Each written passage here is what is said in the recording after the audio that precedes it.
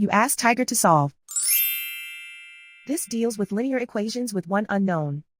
The final result is c equals 10. Let's solve it step by step. Group all constants on the right side of the equation. Add 25 to both sides. Simplify the arithmetic.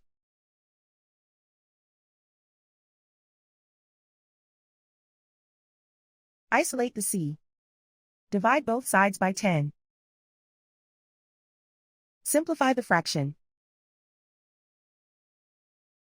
Find the greatest common factor of the numerator and denominator.